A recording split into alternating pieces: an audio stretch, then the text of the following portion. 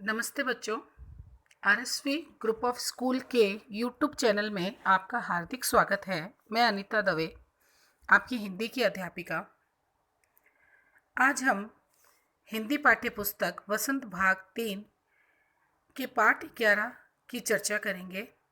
पाठ का शीर्षक है जब सिनेमा ने बोलना सीखा और इसके लेखक है प्रदीप तिवारी। पाठ प्रवेश में हम जानेंगे कि पाठ में आगे क्या आने वाला है। तो देखते हैं बच्चों। प्रदीप तिवारी के निबंध जब सिनेमा ने बोलना सीखा में भारतीय सिनेमा के इतिहास के एक महत्वपूर्ण पड़ाव को उजागर किया है। इसमें बच्चों पंक्तियों से पता चलता है कि ये एक निबंध के रूप में है और यहाँ भारतीय सिनेमा के एक ऐसे पड़ाव को बताया गया है जिसमें पहले मूक फिल्में बनती थी और अब इस पहली फिल्म जो आलम आरा थी उसमें उन्होंने बोल के बनाई। यह निबंध यानी जो हमारा पाठ है, मूक सिनेमा बिना आवाज़ की फिल्म के सवाक सिनेमा यानी आवाज़ के साथ फिल्मों का निर्माण में विकसित होने की कहानी बयान करता है। बयान करता है मतलब बच्चों बताता है, जो शिक्षा की नज़र से भी अर्थवान, जिसका अर्थ हो है। ये तो था बच्चों पाठ प्रवेश की प्रमुख, ये जो हमें पाठ क्या बताता है प्रमुख रूप से। अब हम देखेंगे हमारे पाठ को और समझेंगे। बच्चों ये चित्र आपको दिखाई दे रहा है, ये आलम आरा फिल्म का वह पहला पोस्टर है जो पहली बोलती फिल्म का था। भाई इससे पहले पोस्टर बने होंगे परंतु वो किसके थे? मूक फिल्म के, यानी उनमें केवल पात्र दिखाई देते थे परंतु आवाज़ नहीं आती थी। इसमें वो पहली फिल्म थी जिसके अंदर आवाज़ के साथ पात्र बोलते हुए दिखाई दिए। पढ़ते हैं। वह सभी सजीव यानी जिंदा हैं, सांस ले रहे हैं, 100% बोल रहे हैं। 78 मुर्दा इंसान, इंसान यानी मानव जिंदा हो गए हैं। उनको बोलते बातें करते देखो। ये 4 पंक्तियां जो है बच्चों ये कही हुई है, ये कब कही गई थी वो देखते हैं। देश की पहली सवाक यानी बोलती फिल्म आलम आरा के पोस्टर पर विज्ञापन की यह पंक्तियां लिखी हुई थी। इस जो आपको पोस्टर दिख रहा है इसका जब ऐड किया गया, विज्ञापन किया गया, तब इस पोस्टर पे ये चीज़ लिखी थी कि आप इसमें 78 लोगों को देखेंगे जो इतने आप कई साल पहले जो देखते थे जो बोल नहीं पा रहे थे, अब वो कि वो इंसान बोलते हुए घूमते हुए आपको दिखाई देंगे। 14 मार्च 1931 की वह ऐतिहासिक तारीख इसलिए बोला है क्योंकि इसमें एक बड़ी उपलब्धि हासिल हुई। भारतीय सिनेमा में बड़े बदलाव का दिन था। क्यों था? क्योंकि आगे देखते हैं। इसी दिन पहली बार भारत के सिनेमा ने बोलना सीखा, यानी उनको आवाज़ मिली। हालांकि वह दौर ऐसा था जब मूक सिनेमा लोकप्रियता प्रसिद्धि के शिखर उच्च स्थान पर था। ये बात नहीं है कि नॉन मूक फिल्मों को लोग पसंद नहीं करते थे। जब भारत में ऐसी फिल्में ही नहीं थी तो मूक फिल्मों को भी लोग पसंद करते थे, परंतु जब यह फिल्म आई तब उस वक्त वो जो मूक फिल्में थी उस स्थान पर थी, पर जब ये फिल्में आई तो इनको ज़्यादा पसंद किया जाना लगा। पहली बोलती फिल्म जिस साल प्रदर्शित हुई उस साल कई मूक फिल्में बिना आवाज़ की फिल्में भी विभिन्न भाषाओं में बनी, यानी कई भाषाओं में दूसरी फिल्में भी बनी। मूक फिल्में यानी बिना आवाज़ की, जो केवल पात्र ऐसे अभिनय करते हुए दिखते परंतु आवाज़ नहीं आती थी। मगर बोलती फिल्मों का नया दौर समय शुरू हो गया था। पहली बोलती फिल्म आलम आरा, जो हमारे इस पाठ की जो बोलना सीखा, तो क्या कौन सी फिल्म से सीखा था, किस फिल्म में आवाज़ आई थी? आलम आरा। बनाने वाले फिल्मकार थे अर्द्रशीर एम ईरानी। अर्द्रशीर ने 1929 में हॉलीवुड की एक बोलती फिल्म शो बोट देखी। उनके मन में बोलती फिल्म बनाने की इच्छा जगी।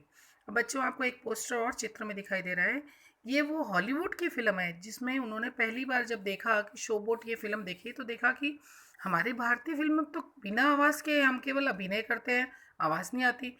जब उन्होंने ये उनकी अंग्रेज़ों की ये हॉलीवुड फिल्म देखी तब उनके भी मन में एक इच्छा जागृत हुई कि मैं भी, ईरानी जी के मन में, कि एक बोलती फिल्म अवश्य बनाऊंगा। उन्होंने पारसी रंगमंच के एक लोकप्रिय नाटक को आधार बनाकर पटकथा लिखी। उन्होंने फिर जो एक रंगमंच यानी नाटक का जो रंगमंच था उससे एक कहानी लिखी। उनके पास कोई संवाद लेखक, गीतकार और संगीतकार नहीं था। इतने अच्छे गीतकार या संगीतकार या लेखक नहीं थे, तो उन्होंने स्वयं ही लिख ली। अतः नाटक के कई गाने ज्यों के त्यों फिल्म में ले लिए गए। जो नाटक रंगमंच यानी एक स्टेज पे होता था, तो वहाँ पे जो जो गाने चल रहे थे तो वैसे के वैसे उन्होंने अपनी फिल्म में डाल लिए। क्योंकि क्यों डाले? क्योंकि उनके पास इतने अच्छे गीतकार संगीतकार नहीं थे। फिल्म के पहले पार्श्व गायक बने W.M. खान, जिन्होंने आवाज़ दी। पहला गाना था दे दे खुदा के नाम पे प्यारे, अगर देने की ताकत है। ये वो पंक्ति है जो उस गाने के बोल थे। फिल्म की शूटिंग रात में करनी पड़ती थी। अब शूटिंग किसी भी समय हो सकती है, अतः कृत्रिम प्रकाश, कृत्रिम का अर्थ होता है बच्चों, जो एक तो प्राकृतिक होता है जो हमें सूर्य से, प्राकृतिक से मिलता है, एक कृत्रिम होता है जैसे ट्यूबलाइट है, लाइटिंग है, की व्यवस्था करनी पड़ी। अदृश्य की कंपनी ने भारतीय सिनेमा के लिए 150 मूक लग और लगभग 100 बोलती फिल्में बनाई। एम ईरानी जी ने कई फिल्में बनाई, जिसमें 150 तो मूक थी जिसमें आवाज़ नहीं थी, और 100 बोलती फिल्में बनाई जिनमें उनकी पहली फिल्म आलमारा थी। आगे देखते हैं बच्चों। आलमारा फिल्म अरेबियन नाइट्स जैसी फंटेसी थी। इसमें गीत, संगीत, नृत्य के अनोखे संयोजन थे। फिल्म की नायिका जुबेदा थी और नायक विट्ठल थे। नायक और नायिका का अर्थ होता है बच्चों, जिसे आप लोग एक्टर और एक्ट्रेस कहते हैं या कई लोग हीरो हीरोइन कहते हैं। तो उसमें जो एक्ट्रेस थी वो जुबेदा थी और नायक यानी एक्टर थे विट्ठल। वह उस दौर के सर्वाधिक पारिश्रमिक पाने वाले स्टार थे। सर्वाधिक पारिश्रमिक का मतलब होता है सबसे ज़्यादा अगर पैसे लेते थे उस समय, तो वो लेते थे क्योंकि वो उस समय के सुपरस्टार थे। विट्ठल उर्दू बोलने में मुश्किल आ रही थी विट्ठल को, तो उनकी जगह उन्होंने क्या सोचा कि इन्होंने कि भाई मैं महबूब को ले लेता हूँ, वो भी एक नायक थे, एक्टर थे। तो उन्होंने सोचा ईरानी जी ने कि मेरे को महबूब को ले लेता हूँ क्योंकि इनसे उर्दू नहीं बोली जा रही। इस पर विट्ठल ने मुकदमा कर दिया। भाई सबको एक नाम की ज़रूरत होती है कि भाई माना मैं बहुत बड़ा सुपरस्टार हूँ, परंतु पहली बोलती फिल्म में आना बहुत बड़ी बात है। तो उनको बड़ा अजीब लगा कि पहले तो मेरा नाम सिलेक्ट हुआ, चुना गया, परंतु अब मेरे को उर्दू नहीं आ रही तो महबूब को लिया जा रहा है। तो उन्होंने क्या किया, डायरेक्टर के ऊपर मुकदमा कर दिया। और उनका मुकदमा किसने लड़ा बच्चों? उनका मुकदमा मोहम्मद अली जिन्ना ने लड़ा। उनके कारण, इतने बड़े जो वकील ने लड़ा, विट्ठल मुकदमा जीत गए, पहली बोलती फिल्म के नायक बने। और जब मुकदमा जीत गए तो पहली बोलती फिल्म के नायक वापस कौन बन गए? महबूब की जगह वापस इन्हीं को ले लिया गया और इनसे ही कराई गई। मराठी और हिंदी फिल्मों में वह लंबे समय तक नायक और स्टंटमैन के रूप में सक्रिय रहे। आपको चित्र में दिख रहे हैं नायक, ये उन्हीं विट्ठल जी की चित्र है, जो खाली उस आलमारा में नहीं, वह मराठी और हिंदी फिल्मों में भी कई सारी फिल्में करी उन्होंने और स्टंटमैन के रूप में काम किया। आलम आरा में सोहराब मोदी, पृथ्वीराज कपूर, याकूब और जगदीश सेठी जैसे अभिनेता भी थे। ये बड़े बड़े कलाकार हैं जो आलम आरा में उन्होंने अपना अभिनय दिया। जिसमें से जो इधर वाले चित्र है जो पृथ्वीराज कपूर के, इनमें से कई लोग जानते होंगे क्योंकि अभी तक जो आपकी फिल्म इंडस्ट्री है, इन्हीं के जो बच्चे हैं कपूर खानदान के, वो काम कर रहे हैं। यह फिल्म 14 मार्च 1931 को मुंबई के मैजेस्टिक सिनेमा में प्रदर्शित हुई और 1931 को मुंबई के सिनेमा हॉल में प्रदर्शित भी हो गई। यह फिल्म 8 सप्ताह, एक दो ही नहीं, पूरे 8 सप्ताह यानी कि 2 महीने तक हाउसफुल रही। 4 सप्ताह का एक महीना होता है, 8 सप्ताह यानी 2 महीने तक लगातार उस थिएटर में रही और वो भी हाउसफुल।